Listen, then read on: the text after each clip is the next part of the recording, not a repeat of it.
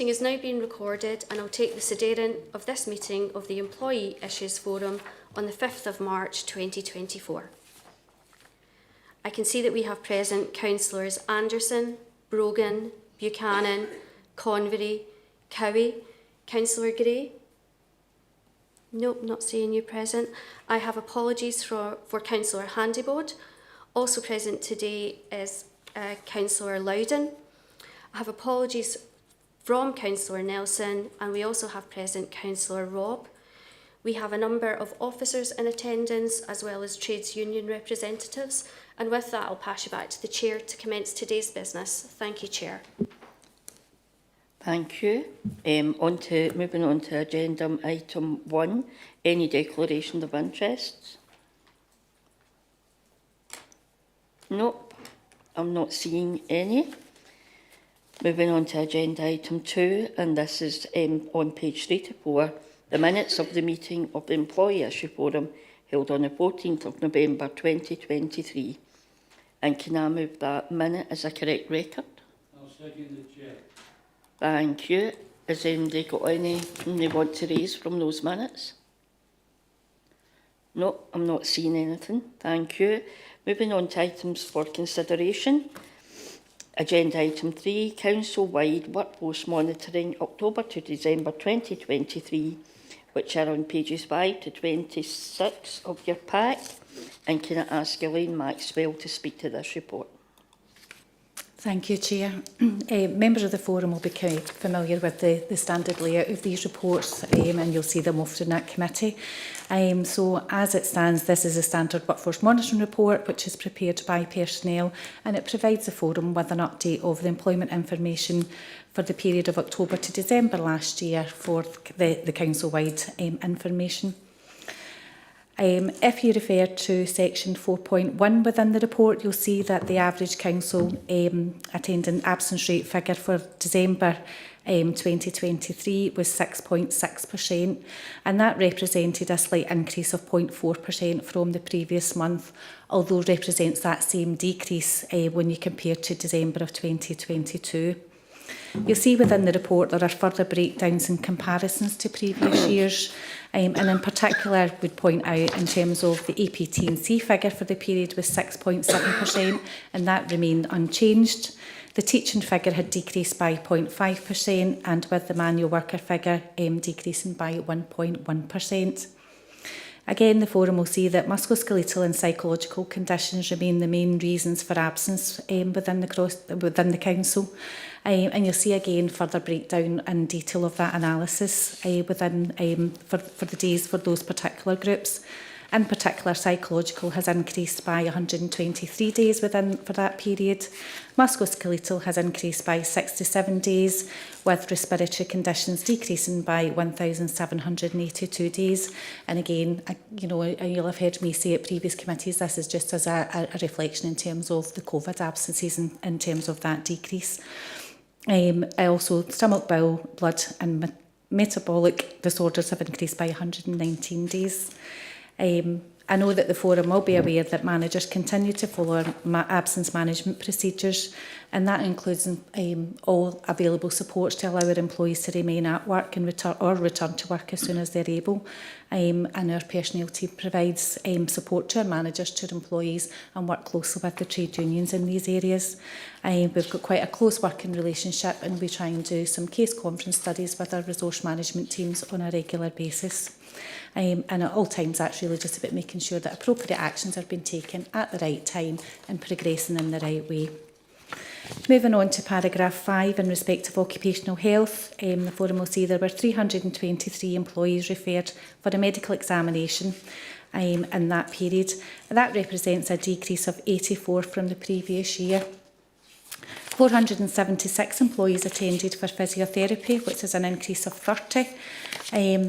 And I suppose one of the important things to know of that figure, 476 of the employees, which is 72%, remained at work whilst they were undertaking their physiotherapy.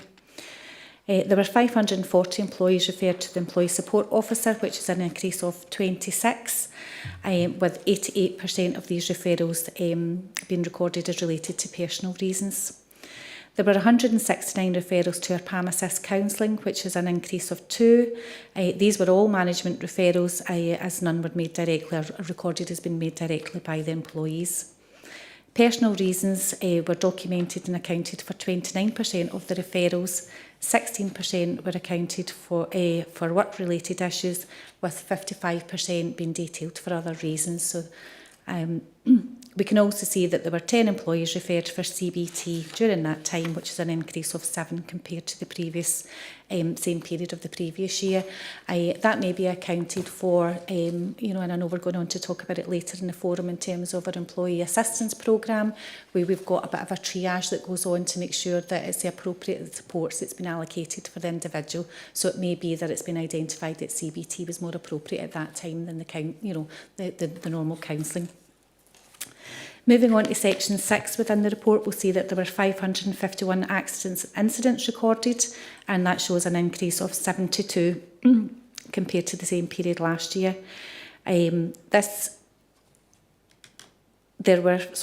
Totally lost my track there, apologies for that. There were 536 minor accidents and incidents, and that figure has increased by 64 from the same period last year. There were 3 accidents resulting in an absence of 3 or more days, which has increased by 3. And there were 12 accidents resulting in an absence of over 7 days, and that's an increase of 5 for the same period last year. Just for the forum to note that there is a joint working group looking at accidents and incidents, and it's specifically focused for education. I'm sure the forum will be able to relate to a lot of the PR and the kind of the coverage of this at this moment in time, and that's both focused locally and nationally to ensure that in terms of reporting procedures that we're doing that, and we're actively encouraging our employees and managers to follow the process in that regard. Moving on to section 7, you will see that there were 29 disciplinary hearings held in that period, and that's a decrease of 18. There was action taken in 26 of those cases, and there were no appeals raised in terms of the outcomes. During the period, there were 3 appeal panels heard, 3 which were not upheld, and 2 appeals panels were withdrawn during that period.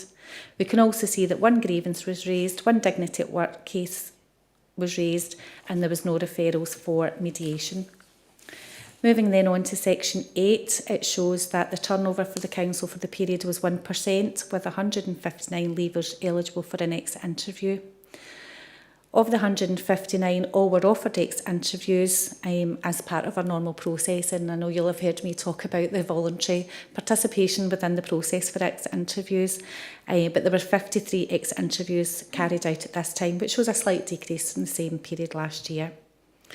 Section 8.4 of the report shows that there were 325 leavers, of which 306 were being replaced. 3 posts were being filled on a temporary basis, and 8 posts were due to end due to a fixed term contract. 6 posts were being left vacant pending the service and savings review, and 2 posts were planned to be removed for savings. Paragraph 9 shows the detailed information in relation to recruitment monitoring. So it does show that during the period there was 3,669 applications and 3,579 monitoring forums completed. It then shows a further breakdown in terms of those who declared themselves disabled, 1,119 and 64 being shortlisted and 6 being appointed. In terms of our applications from Black and ethnic minority groups, 459 applications were received, 96 were shortlisted and 5 were appointed. Of the applicants who declared themselves as veterans, 25 were shortlisted and there were no appointments. And with that, I would refer the forum back to section 2 within the report and ask to approve the recommendation to note the employment information for the council for October to December of 2023. Thank you very much. Thank you, Elaine. Can I just open it up? Is there any questions on that report? Councillor Robb. Thank you. Thanks very much for the report. Given the higher that most issues to do with medical referrals are to do with musculo and skeletal and psychological conditions, are you able to give me any updates on the employee active travel plan or the Pass for All conversations that Kay was having before she left, to see how we can become a more active council and maybe help chip away at that total. Thank you. Thank you, Councillor Rob. Hopefully, from the presentation that we're going to do later on, we'll be able to show, quite a lot of the actions that we've taken as part of our employee assistance programme. And certainly within the personnel in our employee wellbeing team, we are always actively trying to promote and encourage, a number of activities, and we do that on a regular basis. And obviously, in terms of the Pass for All, so and I'm going to get the award name wrong now, but we had, obviously, I think you'd raised that quite some time ago when Kay McVeigh was still here, and we're looking at how can we actually progress in that area, actually achieve the award. Myself and members of the employee wellbeing team met with Pass for All. And actually what it became quite clear is that a lot of what we already do covered a big scale of what they would be looking for to be able to justify and achieve that award. What we've been doing is actively working away in the background on that, and actually we're going to be doing a promotional activity in terms of walking to work challenge. So there's going to be some communications actually just getting done for that, which should be out just shortly, and I think that challenge starts on the 29th of April. So we're going to continue in that theme, and we're working towards an action plan in terms of achieving the award. So we'll be able to give you a wee bit more definitive detail, Councillor Rob, once we've got that action plan defined with those work, the timescales attached to that. I think you're right, everything that we're doing is about that whole employee wellbeing. It's about what can we do to encourage, a healthy lifestyle, making sure that we've got the right supports available for individuals. We can see the numbers that take on physio. We know that we've got an older workforce out there. As we all get older, I suppose we all get a wee bit more aches and pains, and perhaps some things are not just as easy. So it is about making sure and working quite closely together to make sure that all those right supports are in place. As I say, hopefully with the demonstration at the end in terms of the employee assistance programme, that will give you some comfort as well in terms of what we're doing. And we have, we actively meet with our trade union colleagues as well in terms of a regular basis around our maximising attendance policy and making sure that those appropriate supports are in place, with a key focus on that employee wellbeing. What can we do, what can we promote, and making sure that it's going out there and it's reaching all of our employees. But it's a huge area. And again, in terms of that mental health and wellbeing, and the mental health side, we have done quite a number of supports in that area as well. So there's a lot of activity, hopefully. I know that's quite a big a whistle-stop tour, but a lot of activity ongoing. I'm happy to give any other information if anybody would like that. Thank you. Thank you for that, Elaine. Can I now ask for the recommendations on page 5 to be agreed? Agreed. Thank you, Jerry. Moving on to agenda item 4, social work resources, workforce monitoring, October to December 2023, and it's in pages 27 to 34 of your pack. And can I ask Elaine McPake to speak in this item? Okay, thanks, Chair. So, following on the same format as the council-wide workforce monitoring, this is the standard workforce monitoring report containing employment information in relation to social work resources, covering the period October to December 2023. So section 4.1 of the report outlines the attendance statistics, and the details of that are in Appendix 1. So the absence rate for the resource for December was 8.1%, and that was compared to a council-wide figure of 6.6%. It had increased compared to the same period, compared to the previous month, and compared to the same period last year, there was also a slight increase as well. So all of that translates to a projected annual average for the resource of 7.2%, and that compares to a council-wide figure of 5.3%.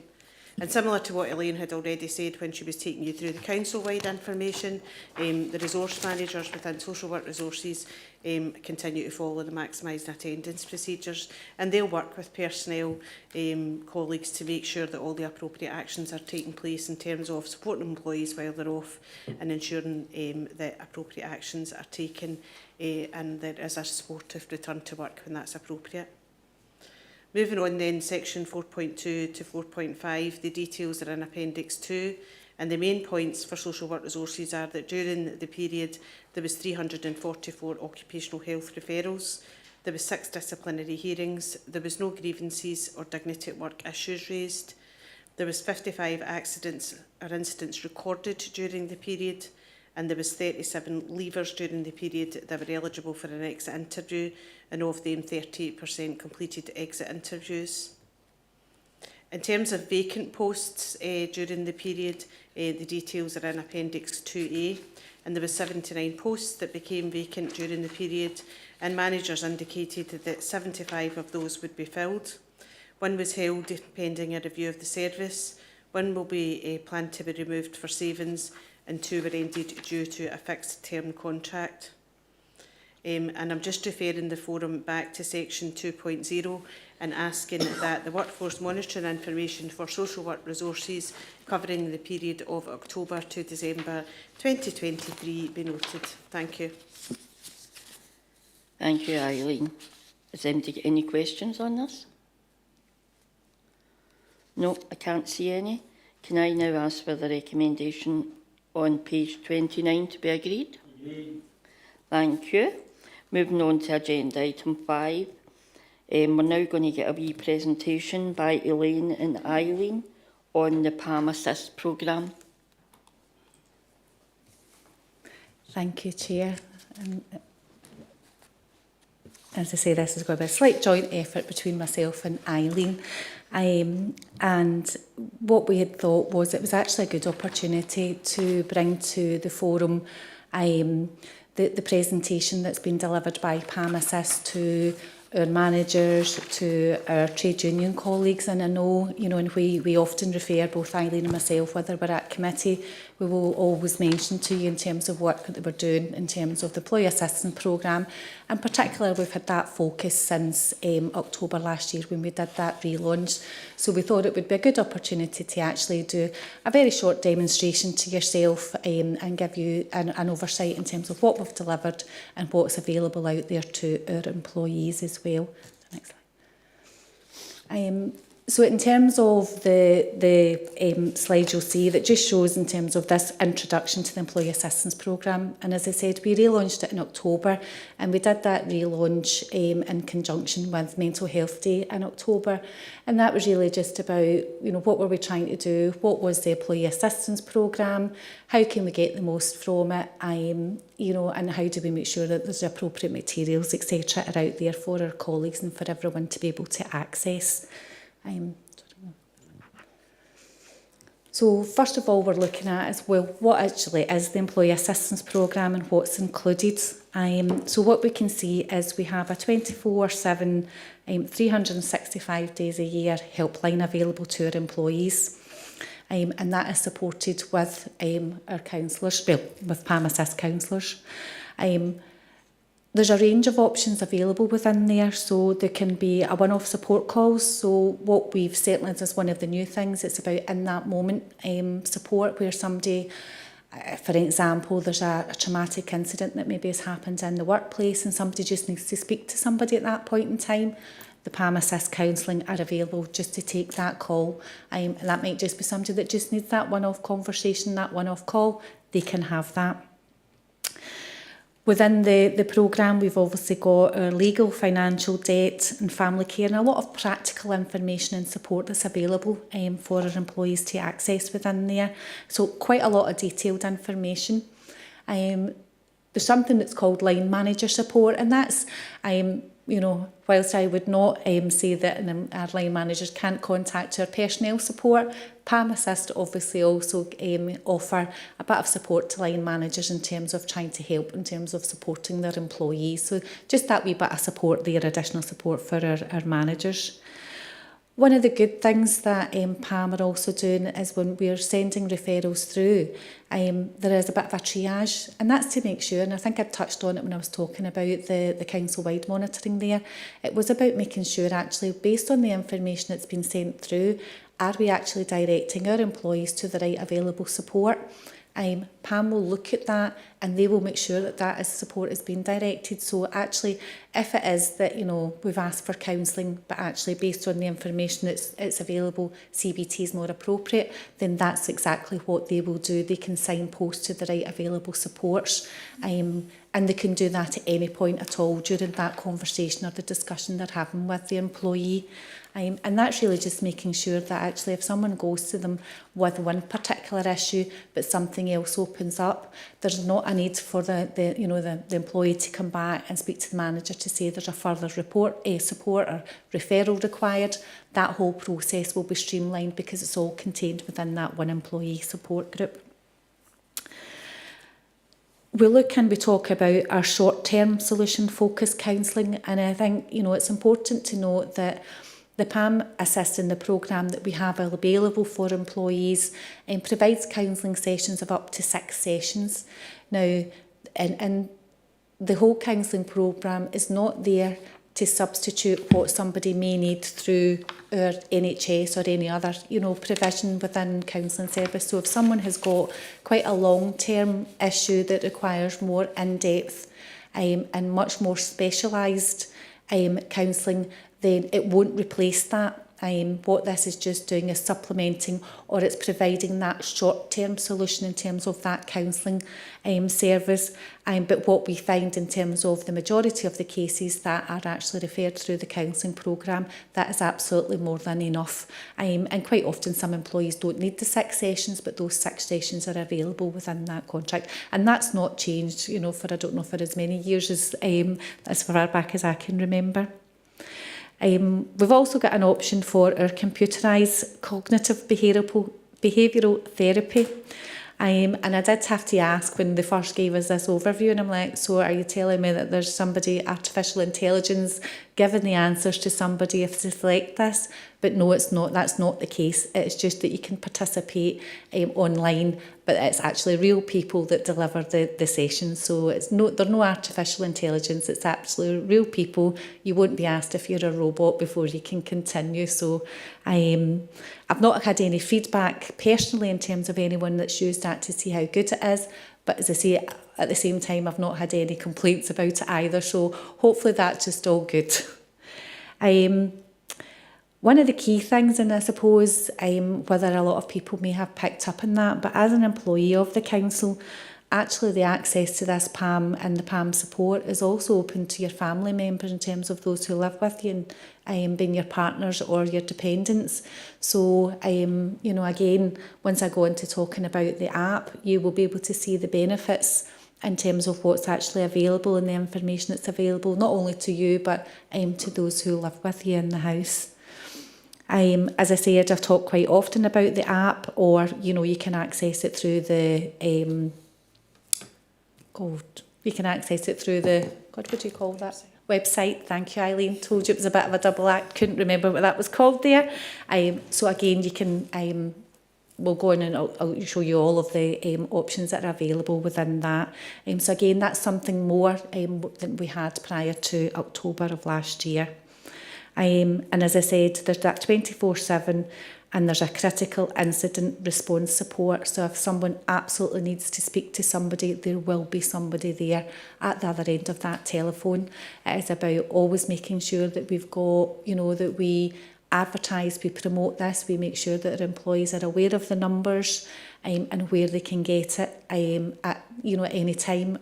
You know, I think we're all living in a very different, you know, in terms of lifestyles, in terms of some of the issues, whether it be financial, you know, at any one time somebody may need some, you know, that piece of help. So it's really good to know that we have this available for our employees.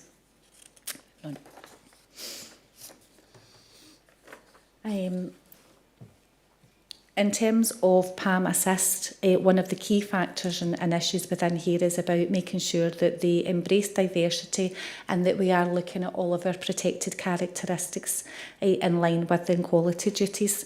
And that's making sure that the app, their services, everything is accessible and as inclusive as possible. you know, so we talked about the computerised, we've got the live chat. So, but again, it's not artificial intelligence. You can have that live chat with someone. You can request your callback service. We can do it through email, e-counselling delivery. There's video and telephone counselling mediums. You know, again, people's personal choices, you know, it's very individual. So what might suit one person may not suit somebody else. So it's tailored to suit all of those. They will look at any reasonable adjustments and considerations they have to make. There's relay access, there's use of BSL and ASL, and obviously we've got translation services available within there as well.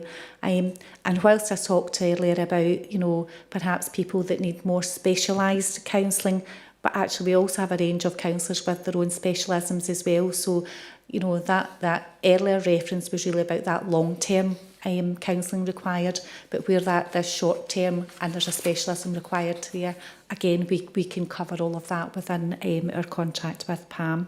And then obviously we go on to talk about the app as well in terms of that being approved. So all very good, all very positive in terms of what's been provided there. When we look at the user journey, we hope that, you know, you'll see that it should be very, you know, seamless in terms of that process that we follow. You know, so an employee can self-refer, although when we talk about, you know, when we talk about the workforce management information, you'll see a lot of our referrals are done through the managers, because quite often an employee may not want to self-refer, but that option is available. And they can do that through, as you see, whether it be the telephone, email, requesting a call back, online, through the web, or again through the app. Or as quite often can happen, it will be a manager or an HR referral that will go through. And again, I'm not, you know, some of you may have heard that what we also did early on in conjunction with our trade union partners was that we recognised and accepted that quite often our employees may, you know, confide in their trade union. That might be the person that they're reaching out to. So we've also made sure that PAM will accept referrals from our trade union colleagues as well, so that, you know, that if they want to just keep it between themselves and their trade union, they will also they will take those referrals as well.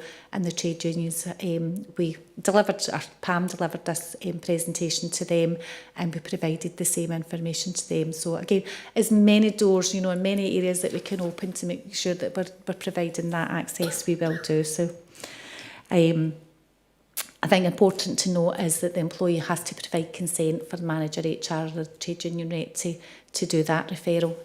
So just to keep myself right there. So again, it's about looking in and saying, right, okay, so you may have a specific request, but then they will look and say, okay, what's the best opportunity to be able to, you know, speak to that individual? And you'll see all of the different options that are available. So, you know, what will be tailored individually to that employee in terms of what their requirements are. So it's not just that one size will fit all, it will be tailored to that specific individual. You know, what we can also see is we have a range of materials, a range of signposting to different services. There's, as I say, the management support, the dependent support, and we've got the PAM portal and the app. And actually, what that might give an individual might be that they don't actually need to speak to someone, because they can be able to look up some information for themselves. And then you see then that either takes you to counselling in terms of CBT sessions. So quite a comprehensive user journey, and hopefully you will agree that tailored to what an individual would be requesting. So I've talked about the digital solution and the PAM Assisted Wellbeing app, and certainly what I will share with you is the login details and how you can download that app or access access it through the web.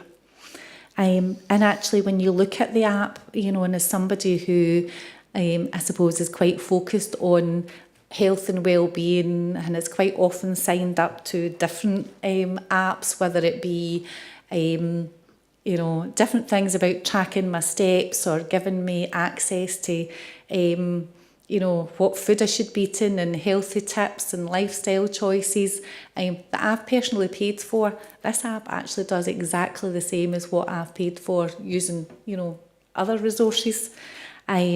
So it allows you to do self-assessments. So there's questionnaires about your physical well-being and your mental well-being, and then when you've logged in, it then actually so if I open mine up, it'll say hello Elaine, and it gives me recommendations based on the information that I've put in. Obviously you need to be honest about your information that you're putting in, but it gives you those recommendations. So you'll see that there's a wellness dashboard, and that's again, so it gives you a score. You can go in and put all your personal details and it'll give you that health assessment score. You can track your mood. I ask you how you're feeling, and so you can see your kind of mood over a period of time. There's a stepping stones, so again that's about healthy habits, and it gives you tools to be able to track those healthy habits. And there's a mindfulness and a mediation space, so there's videos that you can watch. There's then, as I say, there's the CBT programmes and tools. There's some information from leading health professionals. There's motivation and resilience hubs. There's courses in terms of different interactive courses you can follow. There's a virtual gym and workout videos. And actually they're very, very good. So I've done a few of them now in terms of things I've done, that easy to be able to do in your own home. And really, it can be a 15-minute up to, if you're really, really keen, you think you can do an hour. I am not quite done the hour, but I've certainly done a good half-an-hour session. But really good, facility that's available there online. Obviously, there's the issue about the calories, your nutrition, and again, there's that live chat. There's also, I think, so you can program how many steps you're doing, you can set yourself targets. So lots of different things within there. But there's also then the availability to go in and look at, so one of the things that is within the app just now is about how to deal with, how your thoughts around world conflict, so it gives you different articles about what's maybe happening in the world, how you maybe, somebody may be struggling with, actually what's going on out within that world, I don't really understand, or it's making me really upset. So there are articles within there. And as I say, there's quick links to whether it be the financial, the well-being, so lots of different things. And I would certainly encourage all of the members, whether download it, whether you're not using it for yourself, but actually if you've got some of your constituents that are coming to you that are council employees, then it certainly would be something that I would be promoting and encouraging people to do.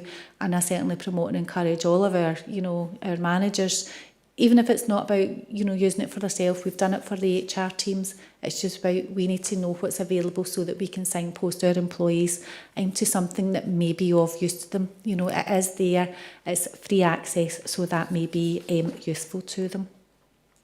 And I think with that, I'll pass you on to Eileen, who'll just give you a wee kind of flavour of some of the work that we have been doing within some of our services and our resources.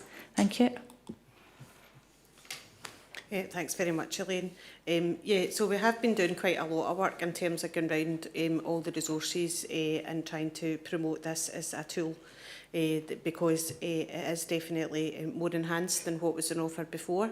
So as well as Elaine and I promoting through resource management teams for it to be cascaded down, we've also done some more bespoke sessions. So recently I attended head teacher sessions, where as part of a whole programme of updates that they were getting, they were also getting a demo around the PAM Assist app. So PAM themselves actually delivered this presentation, and then myself and Elaine were also available to talk about other supports within the council. Elaine's already mentioned that we're working closely with the trade unions to make sure that they're aware of the capabilities and the enhancements that are available, and they continue to support us in terms of promoting the app to employees and indeed their members. I think it's worthwhile saying that we keep talking about the Employee Assistance Programme, but there's also a number of long-standing supports that the Employee Wellbeing Team continue to offer through our early intervention service, in terms of the early intervention officer will contact anybody that's off with a psychological absence to make sure they're aware of things like this being available, but also maybe signposts to other supports that might well be more appropriate for their own situation, or else indeed come back through our own personnel team that we can provide advice, particularly if it's a workplace matter. As I say, as well as that, there is also a wealth of courses that we have got available on our Learn Online hub, and there's also some more specific resources that are available through PAM, and I can forward on details on them. So Elaine mentioned the sort of courses that are part of the app, but there's also a specific space and a specific way to access them in terms of the specific courses, as well as that sort of nice glossy leaflets that are just really kind of saying this is how you access the app. So there's quite a number of different mediums that we've been using, as I say, to promote this. We'll continue to do it. This isn't just going to be a one-off thing. There's continual enhancements. I think the good thing about these being digital resources is they're constantly updated in terms of making sure that they still remain current. So it's not like in the past where maybe we had done a lot of work and maybe we got a leaflet that we distributed out, and sometimes the information, it's difficult to keep current. I think with it being a digital tool, there's definitely that ability to maintain the currency around that. So it's a kind of wrap-around support, I think, where enhanced resources that are available just now, we've been able to use that not only to promote that, but also to promote the existing support that's there as well, through the employee support team, through HR teams, working with managers, working with resource reps closely, and we continue, as I say, continue to do that. So it's just to give you a flavour of all of that that's going on. Thanks very much. Thank you, Elaine. Thank you, Eileen. That was very impressive. I'm going to go home and download the PAM app. There's certainly a wide range of stuff on that. Also the other stuff, you know, the BSL stuff and everything. Really, really good. I'll now open it up to question. Councillor Loudon. Hi, thanks very much, Chair. Thanks very much to both Elaine and Eileen for that presentation as well. And it is great to hear about that range of support that's available. I'd actually popped in to a bus in the middle of Rutherglen on Friday, and it's the Sam H Wellbeing on Wheels bus. So it was there to support NHS employees. It's parked outside the health centre. And I had a really interesting chat with them, and it was about the importance of supporting employees just now. So they were saying increasingly they're seeing people who are dealing with issues in work, particularly if it's public facing and they're dealing with local residents, members of the public. And those people are coming to them with really tough problems, whether it's cost of living crisis, post-COVID things, they're going through a really difficult time. And then they're going home and facing many of the same issues themselves as well. So it's just this stress is compounding. So I think it's really, really important that support like this is in place, and it's something that we're always looking at refreshing. And I'm really impressed by the range of stuff that's available on the app. I suppose my question is more about the information providing and support type path that I know was on the pathway. I think as councillors, we've obviously got resources and local contacts and things that we would tap into and signpost people to, you know, if it was about something specific, like an item of practical support or practical information. So for wellbeing advice for that kind of thing, we'd be looking to go quite local as well. So the LEAP project in my ward and Walter's ward might be an example that we could direct somebody to. Money Matters, CAB, and I would look for Scotland specific as well, if I could. So like Breathing Space and Sam H, again, obviously Scotland specific. So they've got that context about Scottish NHS system, Scottish legal system, Scottish social security and so on. So I just wondered, when we've got things like the helpline, it's obviously PAM that are running that for us, how customisable is it to the council in the area? So if we're talking about signposting to practical information, could we tell them about local contacts, Scotland-specific things like Money Matters, local charities? Is this something we could link in with PAM Assist about? And the other question was just a brief one, and it's just, could we, at some point in this forum, maybe get an update on the uptake of this, just how many employees are being supported, and if there's any feedback as well, or any sort of evaluation on how they found that process if they're going through it. Thanks very much, it's really interesting. I'll take the last one first. I meet regularly with Pam in terms of the provider, just because obviously we've gone into this kind of new process, and obviously we're using them for occupational health referrals as well. And one of the things we're trying to do is look to see what management information we can get to make it meaningful, so not only for our occupational health assessments, but also for other stuff. So definitely looking at what information I can get from that, and then actually what can we do, or what are we seeing from that, and also to be able to share that and get lessons learned as well. In terms of your first question, if I'm getting it right, so in terms of the access from PAM, it is all based on local information. So the contacts with Breathing Space, SAMH, all of that is all there. We also have, we signpost within our own wellbeing section within the council in terms of intranet information that we send out to our employees. So we would do that on a regular basis through our wellbeing calendar. So you may do reminders at certain times in terms of financial assistance. We will always direct to Money Matters. We will link in. Breathing Space is one of the ones we've been talking and linking into for quite some time. So it should all be quite conjoined and be able to all talk to each other and be very relevant.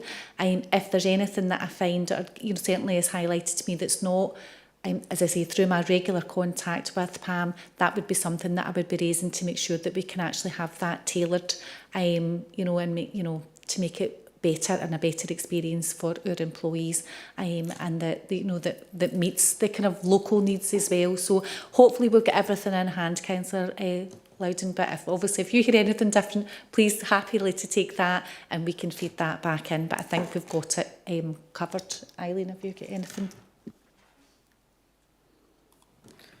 I suppose the only other thing that I would add, just because you were mentioning the bus, the SAMH bus that was outside the NHS facility, some of that type of activity, some of our social care employees can tap into through the Health and Social Care Partnership, and there's certainly there has been quite a lot of work. That's probably one of the better things that's come out of COVID in terms of accessing that employee wellbeing materials across the partnership. Sometimes maybe through the technology doesn't quite talk to each other in terms of the different organisations that are involved, but they're certainly more readily available to share in terms of access, and there's more examples of joint working around that. So it's just another dimension to all of that that's already been said. Thanks. Thank you. I've just got one wee question. How do we get the information out to the employees? Is it through email, about this service, or stuff up in depots? How do they get that information?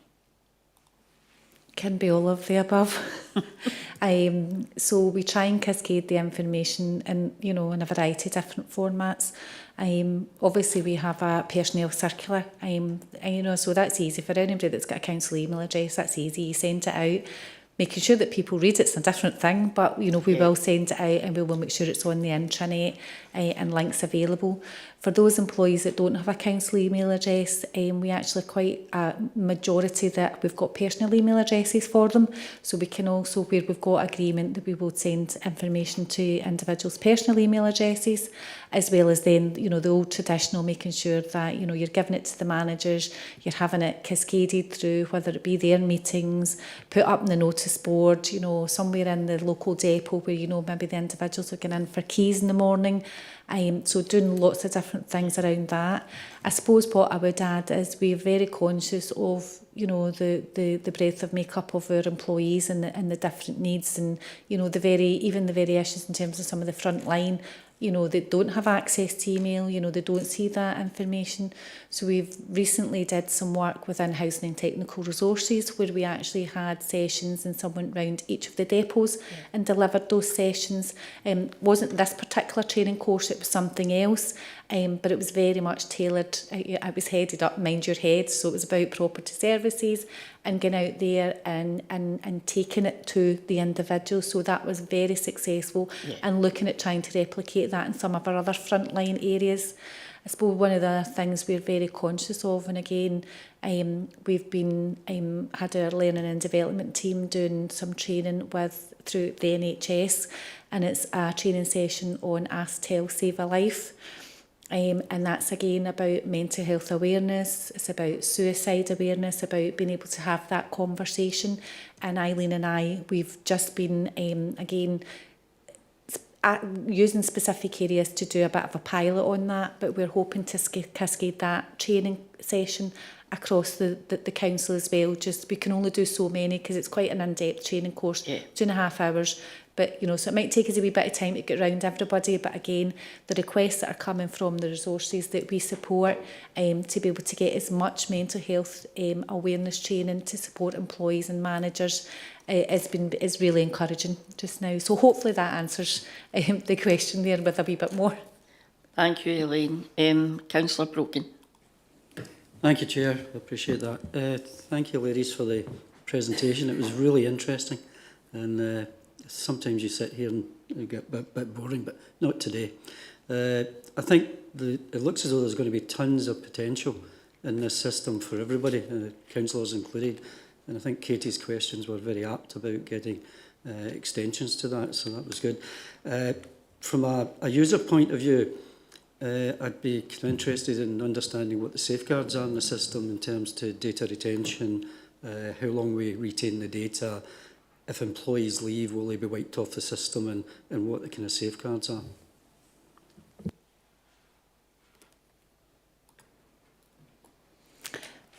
My understanding is, in terms of the app and the information, in terms of that, the wellbeing side and some of the stuff that you access, it doesn't retain anything.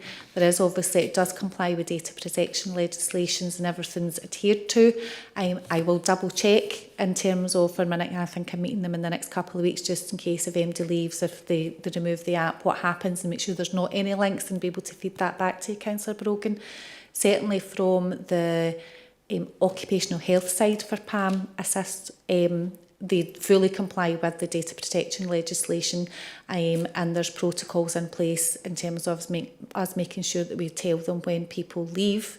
But in terms of that, I suppose it's like any occupational health provider, it will then, you know, the protocols they have to follow in terms of what is archived within the parameters of the NHS and the kind of that legislation around there. But I'll get the specifics for you and happy to share that if that to provide some comfort to everyone. Thank you. I don't see anybody else requesting to come in. So can I just ask for the presentation to be agreed? Agreed. Thank you. Agenda item 6, urgent business, of which there is none. So I would just like to thank everybody for coming, and I'll close the meeting. And the date of the next meeting is the 21st of May 2024. Thank you.